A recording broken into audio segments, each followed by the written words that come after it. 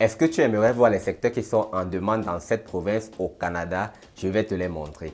Est-ce que tu aimerais voir la procédure qui va te permettre, au travers de ces secteurs, d'obtenir ta résidence permanente? Je vais te la montrer. Est-ce que tu aimerais voir maintenant, vers la fin de la vidéo, les différentes offres d'emploi auxquelles tu peux postuler? Je vais te les montrer. Tout ce que toi tu as à faire, c'est de regarder la vidéo jusqu'à la fin.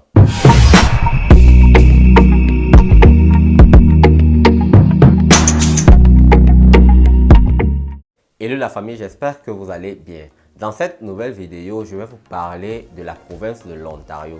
Oui, parce que ils ont un volet qui permet aux gens ou alors aux travailleurs étrangers de pouvoir postuler pour la résidence permanente directement. Donc, dans la vidéo d'aujourd'hui, je m'en vais comme ça te présenter d'abord les professions qui sont en demande en Ontario. Vraiment comme profession en demande en Ontario, il y en a pour tous les goûts. Il y a les emplois qui ne nécessitent aucune expérience professionnelle comme les bouchers et il y a même des emplois comme des médecins qui demandent de l'expérience. Donc, il y en a pour tout le monde. Après t'avoir montré les professions en demande, je vais par la suite te montrer toutes les différentes étapes de la procédure à suivre pour pouvoir premièrement déposer ta manifestation d'intérêt et en second faire ta demande de résidence permanente en ligne toi-même sans toutefois avoir besoin de quelqu'un. Et par la suite, dans la vidéo toujours, je vais te présenter quelques offres d'emploi auxquelles tu pourras postuler dès la sortie de cette vidéo. Maintenant, si tu aimes mon contenu, tu aimerais me soutenir, tu aimerais m'encourager à produire de bonnes vidéos comme celle-ci, tout ce que tu as fait, c'est de descendre quelque part là, tu vois le bouton s'abonner, like la vidéo pour que mon travail soit reconnu sur YouTube également et il soit visible par d'autres personnes. Si tu trouves que la vidéo est instructive, n'hésite pas à la partager partout sur tes réseaux Facebook, WhatsApp, Telegram, Instagram. Également, pour ne pas rater les prochaines publications comme celle-ci, active la cloche de notification pour être au courant lorsque je les mets en ligne. Alors, avant de continuer, je vais quand même vous parler des différents programmes de l'Ontario. Vous savez, au Canada, hormis les programmes comme Entrée Express qui touchent presque toutes les provinces du Canada à l'exception du Québec, chaque province au Canada a ses propres programmes. Donc pour l'Ontario, nous avons le programme ontarien des candidats à l'immigration POSSI qui en lui seul il regroupe pratiquement 8 programmes, 8 sous-programmes. Donc parmi les 8 sous-programmes, nous avons le premier ici, nous avons la catégorie offre d'emploi de l'employeur dans le volet des travailleurs étrangers. Nous avons le volet offre d'emploi employeur, volet étudiants internationaux. Nous avons offre d'emploi de l'employeur, volet compétences en demande. C'est celui-ci qui nous intéresse pour cette vidéo. Donc, je vais cliquer là-dessus plus tard. Et nous avons également le volet diplômé à la maîtrise. Nous avons le volet doctorat. Ensuite, nous avons le volet priorité en matière de capital humain. Nous avons le volet métier spécialisé. Nous avons le volet travailleur qualifié. Nous avons le volet travailleur qualifié d'expression française. Donc voilà en gros les sous-programmes du POSSI, donc le programme ontarien des candidats à l'immigration. Mais pour le cas de cette vidéo, le programme ou le sous-programme qui nous intéresse, c'est celui du volet, donc celui-ci, offre d'emploi de l'employeur, volet compétences en demande. En fait, celui-ci, lui, il nous permet, au travers des professions que nous allons voir qui sont en demande là maintenant en Ontario, de demander la résidence permanente directement. Donc lorsque on fera notre manifestation d'intérêt, on recevra une invitation pour venir faire notre demande de résidence permanente. Maintenant, lorsqu'on a cliqué dessus, on arrive ici, offre d'emploi du POSSI pour les employeurs, donc volet compétences en demande. On descend au bas de la page, je vais vous montrer les professions qui sont actuellement en demande.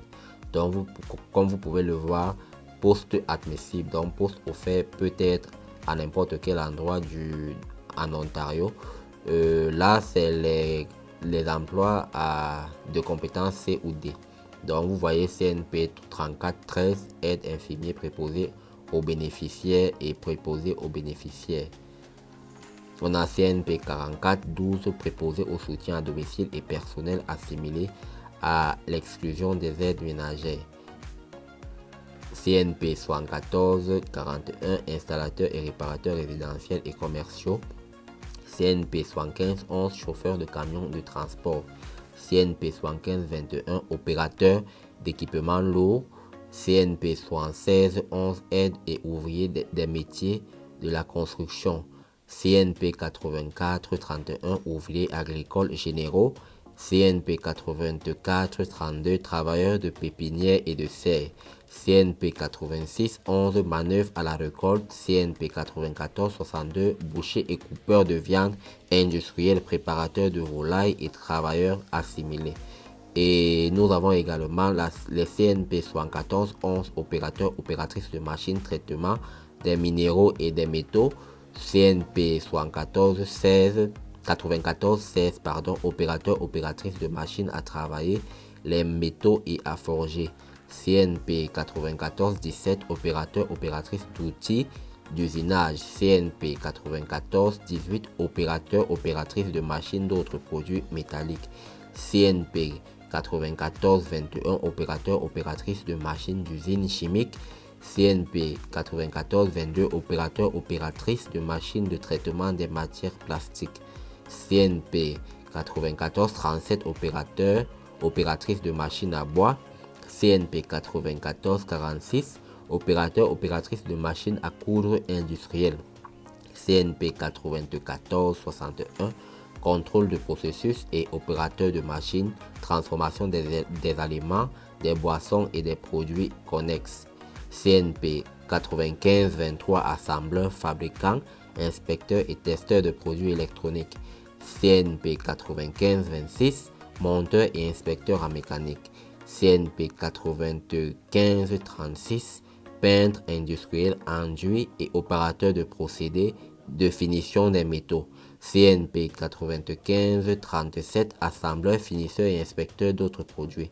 Donc en gros, voilà les professions qui sont actuellement en demande. Je dis bien en demande en Ontario. Alors la procédure en elle-même comporte 3 étapes. Bon, c'est à vous de déterminer par quelle étape vous allez commencer. Mais généralement, c'est conseillé de commencer par trouver déjà une offre d'emploi ou bien commencer par chercher le travail. Et par la même occasion, venez faire votre demande de déclaration d'intérêt sur leur plateforme. Mais nous gardons la partie offre d'emploi dans les offres d'emploi à la fin de la vidéo. Maintenant, pour commencer ici, nous allons voir comment faire la demande pour la déclaration d'intérêt au programme ontarien des candidats. Même si je n'irai pas au bout parce que faire la demande pas à pas, ça prendra énormément de temps et la vidéo sera longue. Donc, si vous êtes intéressé pour que je fasse une vidéo spéciale étape par étape, comment remplir les différents formulaires, dites-le moi en commentaire, je vais le faire. Mais ici déjà, voici le programme de cette page. Donc vous voyez, volet du système de déclaration d'intérêt du programme ontarien des candidats à l'immigration. Donc ici, si on clique ici avant de postuler, il y a les consignes. Après avoir postulé, vous allez attendre une invitation. Donc vous recevrez une invitation. Et ce n'est que après avoir reçu une invitation que vous pourrez revenir pour faire votre demande de résidence permanente en ligne. Pas avant. Toujours sur la page, vous avez les coûts, les différents coûts pour postuler. Si vous avez besoin de faire appel, vous allez cliquer ici. Ça va vous descendre au bas de la page au niveau où vous avez plus de détails sur comment faire un appel pour postuler. Et ensuite, à la 6e étape de cette page, vous allez soumettre une candidature. Ensuite, comment nous choisissons les candidats à inviter. Donc là, il vous donne les différents détails, les critères de sélection des candidats. Après avoir présenté une demande au POSI. Donc, ce que vous devez savoir, après avoir fait une déclaration d'intérêt, Donc, sur la page, il y a un peu de tout. Mais je ne vais parler, comme je l'ai dit, je ne vais pas lire toute la page, ça prendra énormément de temps. On va seulement s'attarder sur les frais. Voilà. Les frais, on voit ici pour postuler.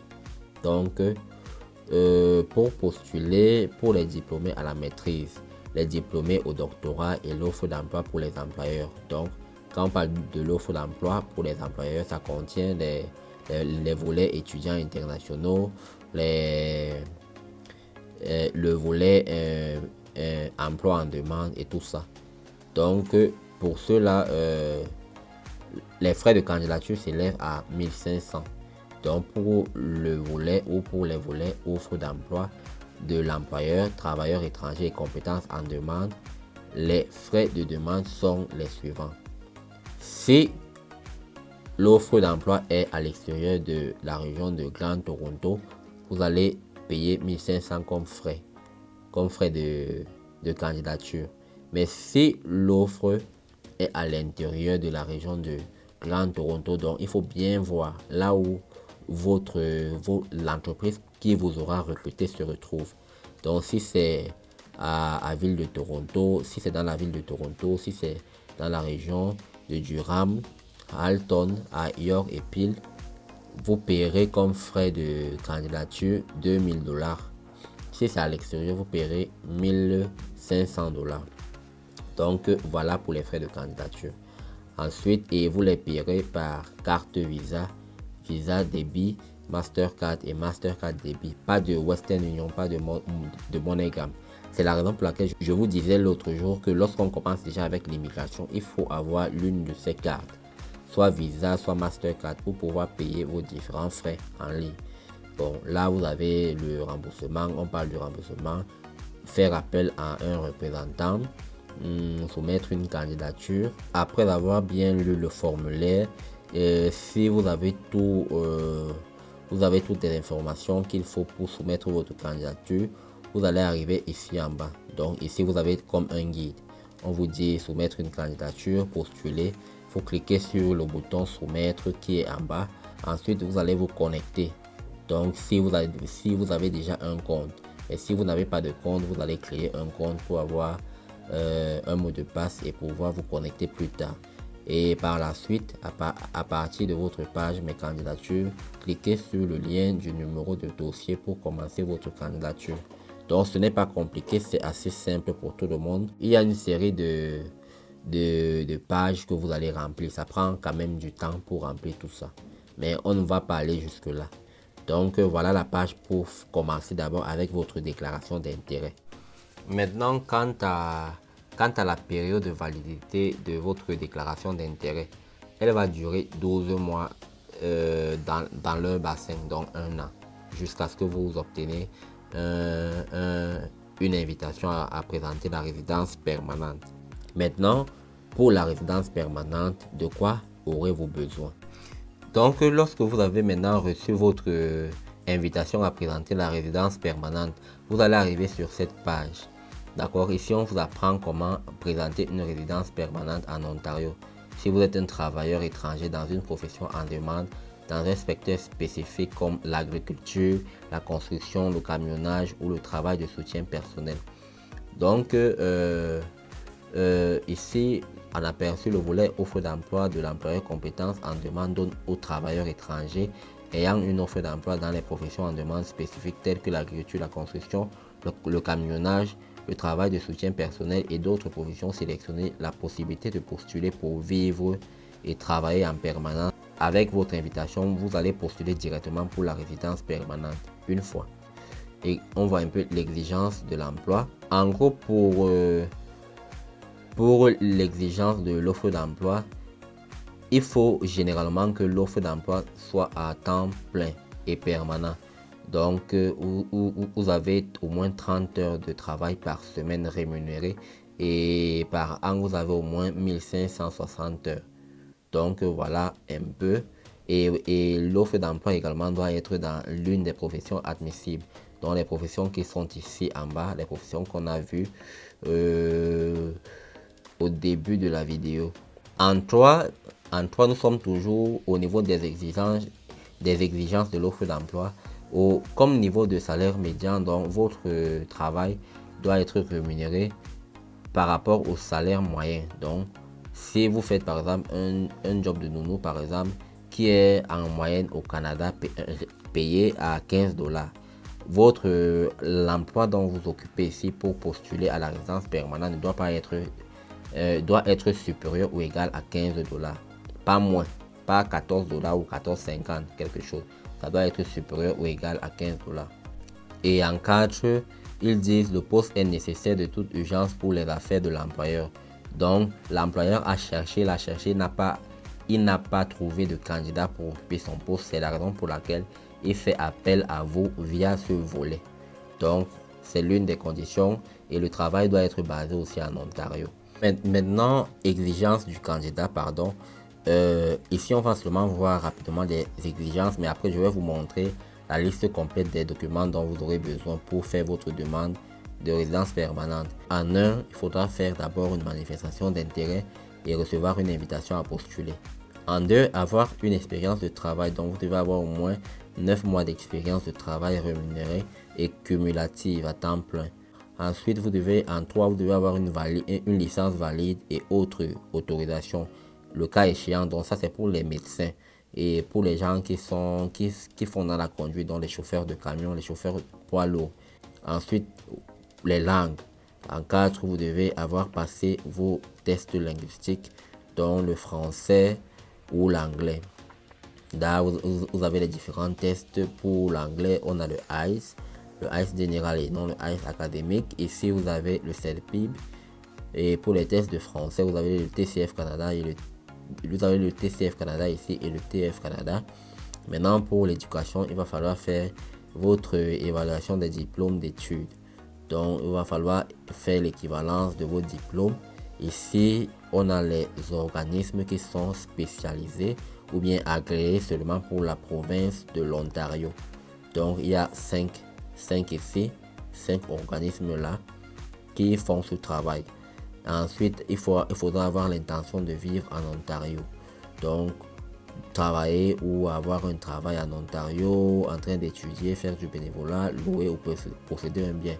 Bref, ensuite, le statut légal au Canada, le cas échéant, si vous postulez depuis le Canada. Donc, si vous êtes déjà au Canada, là, vous allez lire. Maintenant, ici, vous avez les exigences pour l'employeur.